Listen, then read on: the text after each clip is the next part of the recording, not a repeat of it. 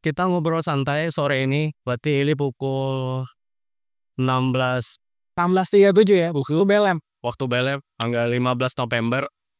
Eh di sini ada Mas Bimantara Aji dari UMA, ada Mbak Lasti dari WGI.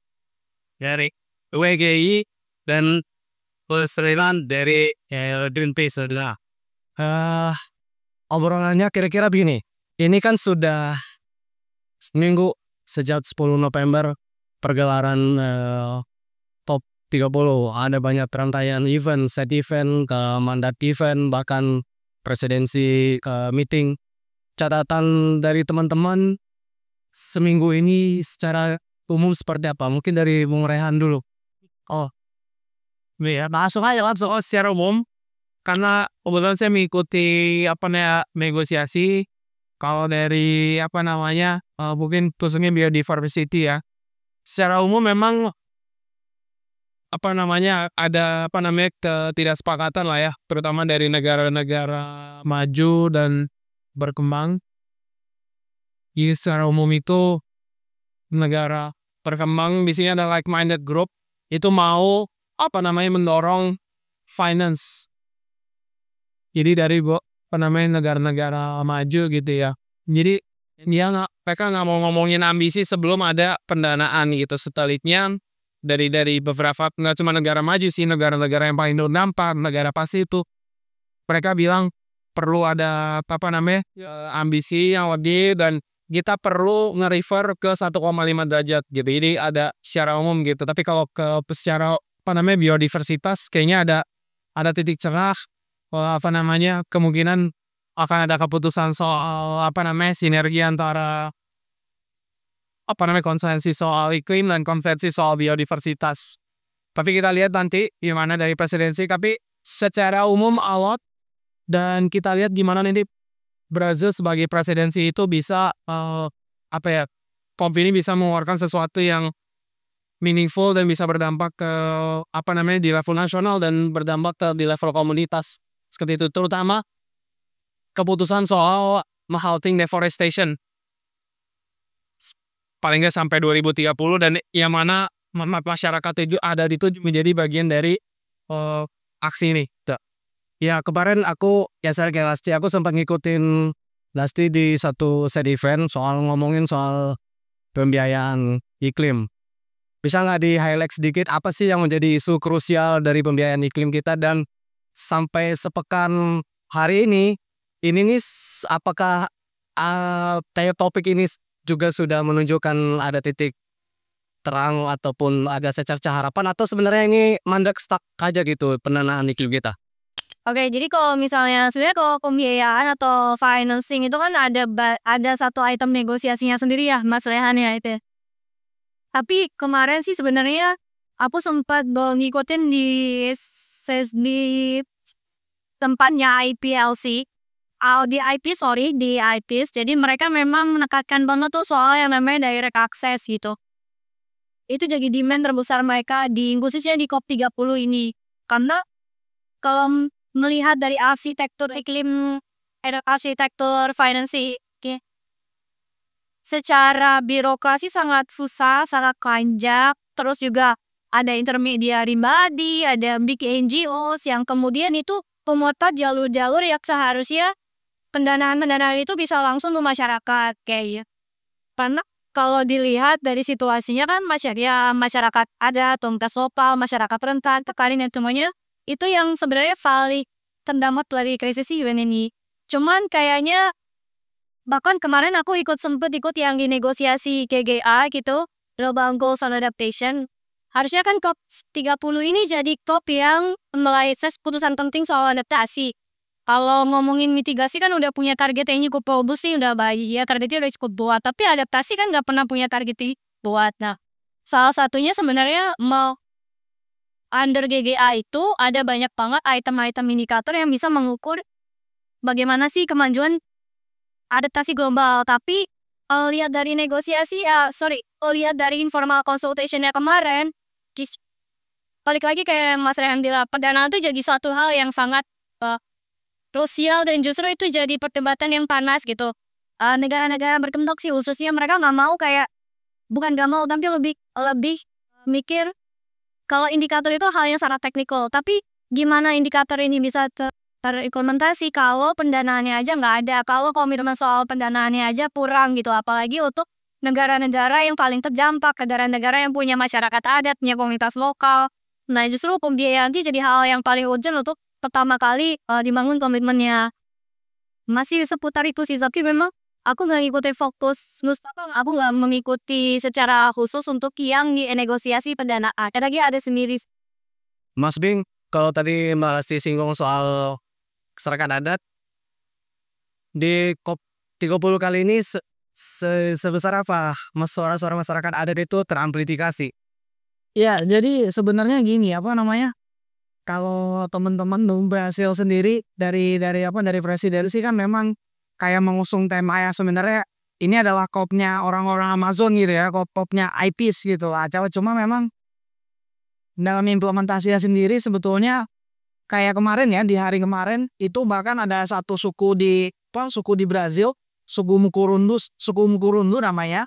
Itu salah satu powerful nations lah di mana di Amazon itu. Nah, mereka tapi ternyata mereka tuh nggak punya kesempatan, itu nggak punya akses untuk kayak bagaimana dalam proses pembangunan itu, terutama pembangunannya itu ternyata pembangunan dam, yang dimana dam itu kan salah satu bentuk transisi energi gitu ya, bentuk energi terbarukan yang memang banyak didorong oleh beberapa negara berkembang gitu, misalnya kayak Brasil atau Indonesia, karena mereka lihat bahwa potensi air itu cukup besar gitu. Nah, tapi suku Mukurundu sendiri aja sampai saat ini mereka juga nggak dapat kesempatan buat sama, dan itu ternyata dialami ya sama dengan teman-teman di Indonesia gitu. Nah, jadi memang meskipun memang sebenarnya Brazil sendiri itu sudah punya satu kementerian khusus gitu ya tentang masyarakat adat gitu, dan itu sebenarnya satu hal yang baik, tapi ternyata dalam implementasinya selalu sama gitu ya. Jadi Masih terpinggirkan ya Mas? iya, ini masih terpinggirkan lah, dan apa namanya, dalam konteks ini jadi sama gitu. Sebenarnya kita punya perasaan yang sama gitu bahwa situasi dan kondisi masyarakat adat masih gitu-gitu aja dan stagnan malah. Oke, pertanyaannya, kita sudah nge-review seminggu sepekan terakhir semenjak COP ini bergulir. Nah, saya ingin tanya juga masing-masing ke teman-teman. Kita punya tinggal 1 pekan ke depan. Nah, kita tahu bahwa di pavilion Indonesia tempat kita taping wawancara ini, yang digelar adalah kegiatan-kegiatan yang sifatnya adalah jualan karbon ya, seller buyer meet gitu. Di waktu yang sama ada hal-hal yang sifatnya urgent yang harus diadres oleh pemerintah kita di dalam proses negosiasi. Nah, untuk sepekan ke depan, apa catatan kritis dari Bung Raihan? Kita tuh harus ngapain? Tinggal di sisa waktu yang sepekan ke depan ini. Di isu-isu apa yang kita harus benar-benar all out gitu di negosiasinya kita. Ya. Terkait dengan karbon, sekali lagi, kalau kita baca perjanjian Paris, karbon itu dilakukan untuk bukan mencapai ambisi, tetapi untuk ambisi sudah tercapai. Nah, kalau mau lebih, itu pakai karbon. Kalau sekarang kan dibalik, untuk mencapai ambisi, yang seharusnya tidak begitu. Dan sekali lagi, Indonesia sebagai negara berkembang itu akan sangat rugi. Karena negara maju akan bisa terus mencemar gitu ya. Dan dampaknya yang akan terdampak ya Indonesia gitu. Jadi kita cuma dapat uang karbon yang sebenarnya sifatnya jangka pendek gitu ya. Yang sebenarnya menurut saya lebih urgent adalah long term finance gitu ya. Dan negara maju memang perlu melakukan pendanaan itu dengan juga menurunkan nilai emisi itu. Karena ujung-ujungnya ketika Indonesia berdampak secara iklim gitu ya, ujung-ujungnya yang berdampak siapa? Taxpayer ketika menggunakan dana KPBN gitu. Pertanyaannya seberapa banyak sih uang-uang karbon itu yang lari ke dana-dana untuk adaptasi dan lain sebagainya gitu ya. Jadi itu satu hal terkait karbon. Tapi yang untuk prioritas menurut saya kesempatan untuk sinergi antara antara iklim dan biodiversitas. Dampaknya apa? Solusi iklim itu tidak bisa merusak biodiversitas. Gitu ya. Nggak bisa tuh deforestasi gitu ya. Jadi kalau mau food security itu ya kan mungkin ada penelitian ya kan sagu di Indonesia itu bisa sebenarnya menghidupi ketahanan pangan gitu di Indonesia. Itu satu sinergi, dan menurutku kita ada di Amazon penting sebenarnya untuk komitmen terkait dengan komitmen untuk stop deforestasi. Tapi di satu sisi juga memang kita perlu push pendanaan untuk perlindungan hutan gitu ya. Tapi tadi pendanaan itu jangan dari pendanaan jangka pendek yang menurut saya palsu, tapi memang benar-benar pendanaan yang real gitu ya. Pasti untuk seminggu ke depan apa yang harus kita push sebagai CSO agar berita kita lebih outlet jalan sos gimana sih sih. Ya sebenarnya kalau lihat dari climate agenda itu luas banget kan, dan banyak banget sebenarnya item negosiasinya gitu. Mungkin ya aku nggak melihat sebenarnya ada beberapa delegasi yang hadir, misalnya salah satunya di GGA itu delegasi Indonesia. Sepertinya Indonesia ini harus benar-benar bisnya para delegasi kita ya itu benar-benar harus memanfaatkan ruang-ruang negosiasi itu dengan benar-benar semaksimal mungkin gitu loh, dan justru mereka juga harusnya membawa suara kami, karena kan sebenarnya konsultasi dengan pemerintah tuh nggak hanya dilakukan di sini gitu. CSO, NGO itu udah banyak sekali melakukan dialog sama pemerintah. Bahkan sudah jauh-jauh hari atas posisi udah dikasih briefing paper, dikasih semuanya dikasih, tapi kayaknya itu nggak terlihat di dalam negosiasi ini gitu, apa yang jadi demand kita gitu. Nah, saya sudah sepakat sebenarnya sama Mas Rehan. Salah satu yang penting juga itu adalah tadi mendorong sinergi, karena ketika ngomongin karbon, kalau tanpa benar-benar memperlihat punya concern yang besar dengan biodiversity itu sama aja bohong gitu. Apalagi Indonesia tuh selalu digaungkan sebagai mega biodiv country. Tapi mega biodiv country-nya tuh ya cuman jadi jadi kata-kata mau percantik aja gitu, berbeda dipikirin gitu. Yang ada malah ngurusin karbonnya doang. Padahal ketika biodivnya itu dijaga, dilindungin ya, karbon tuh pasti akan jadi satu hal yang memberikan dampak yang baik juga. Itu terus kemudian karena kami juga di WGI sangat fokus dengan isu-isu hak masyarakat ya.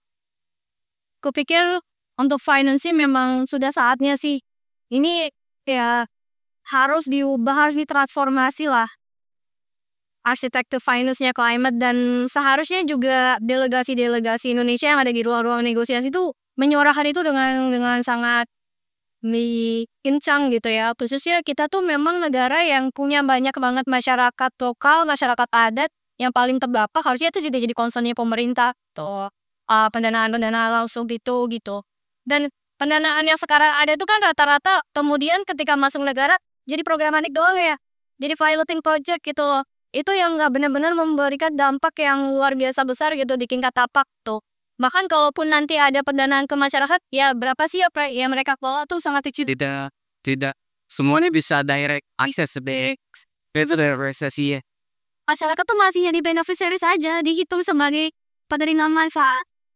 Jadi masih dalam angka sekian nih penerima manfaatnya sekian, tapi apakah itu benar-benar membuat menaikkan ketahanannya masyarakat? Apakah itu benar-benar membuat masyarakat bisa beradaptasi? Apakah bisa memulihkan apa yang sudah hilang dari tempatnya mereka? Nah itu nggak pernah tahu, nggak pernah bisa track itu gitu. Oke, Mas Bim, itu nanya untuk sebagian pembukaan. Jadi apa yang harus kita push ya sebenarnya sama ya kayak tadi yang disampaikan sama Mas Rehan, kalau bahwa sekarang ini memang paradigmanya itu terbalik gitu. Nah memang ini yang sebenarnya jadi agak lucu gitu ya. Jadi karbon ini emang jadi paradigmanya untuk investasi gitu. Nah jadi bukan lagi sebenarnya ya siapa yang berhak untuk mendapatkan dampak atau manfaat dari karbon ini gitu.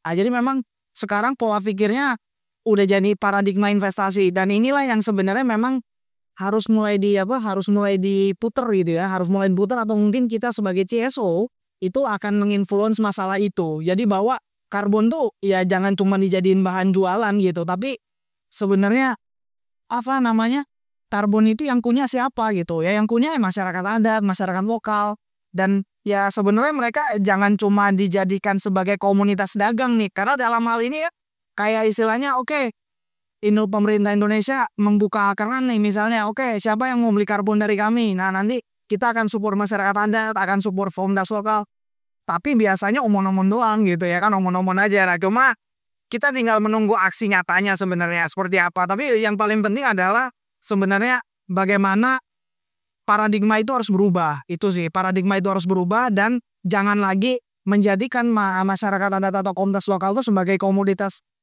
dagangan atau komoditas politik itu. Karena kadang juga digembar-gemborkan di sini misalnya ya kita memperkuat masyarakat adat dengan dengan memasukkan rancangan undang-undang masyarakat adat, tapi artinya sampai saat ini mana gitu loh, kan nggak ada itu loh.